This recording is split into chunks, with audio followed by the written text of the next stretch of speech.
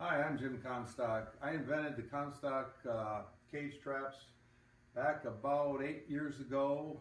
We've got a patent on them, and the reason it came about was because my first business is nuisance wildlife control. I was a fur trapper starting 52 years ago, and then 25 years ago I got serious about doing the nuisance wildlife, and I really didn't like the equipment that was out there. I just wasn't satisfied with it. So I got the welder and bought the materials and started putting traps together, and we've been doing it now for, let's see, since 2010. I use all the equipment that we offer in my own business. All the traps we use are panelless. They all have wire triggers or a swing panel. We've got several different designs for doors, but all of the traps employ basically a panelless system. The pan traps that are standard that you see in the stores are either a wire mesh or a flat metal that the animal steps on, and these they push through. These are some of my beaver traps here that I use in my business. I've got them all different sizes. This one happens to be one that's 2 feet wide. This is our standard 12 by 18. This is a little smaller one. This is a 12 by 12. And the bottom line is, all of them work. These are a few more of the traps that we use.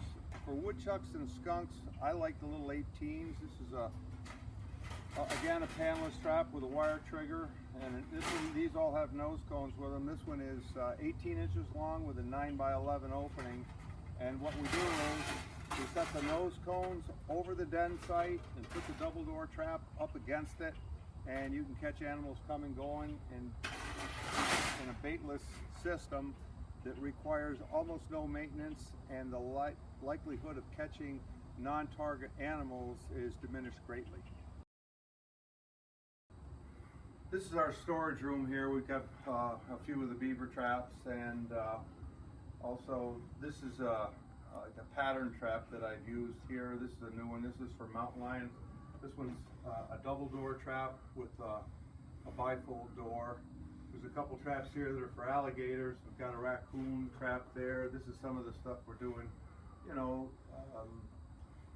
building different varieties of things. Animals get wised up to standard traps when they get in, and they've been caught and released maybe at some other site, and then you try to catch them in the same traps and you can't. So having a different type of setup helps. These are the ones that have the panel in the middle. I don't know if you can see it.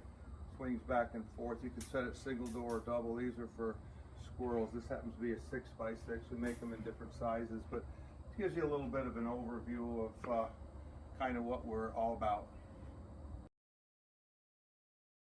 Our business has kind of morphed and taken a life of its own on here by at first it was nuisance wildlife control. I was just trapping beaver, and then it ended up being woodchucks and skunks and all the rest of the stuff. And then we started making the cage traps, and now we have a manufacturer in Wisconsin that makes our traps for us.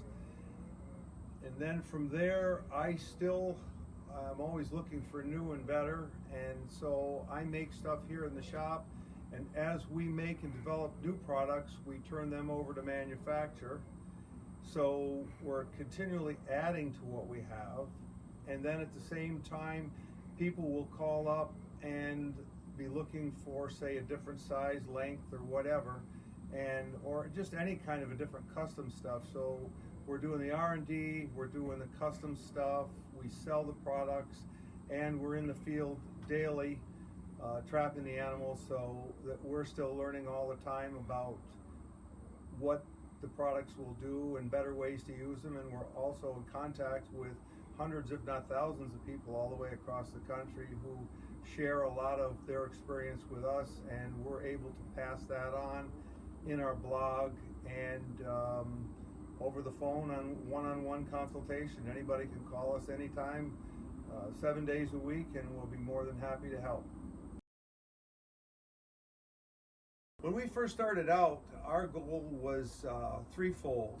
What we needed to do was build a trap that was basically bulletproof, escape proof, something that you could set with confidence and know that when you come back, the animal is still going to be there. We get calls daily from people now that have bought other brand of traps, and the animal ripped the door off, they ripped the pans apart, they escaped, and now they got a smart animal to deal with. So making it extra rugged was the first part of the equation. And then of course I wanted the wire trigger so that the animal could just push through, there wouldn't be something to step on, and with the power doors. And with the combination of the power doors, the wire trigger, and being escape proof, we pretty much accomplished everything we wanted to, and that's the stuff that we use in our business every day.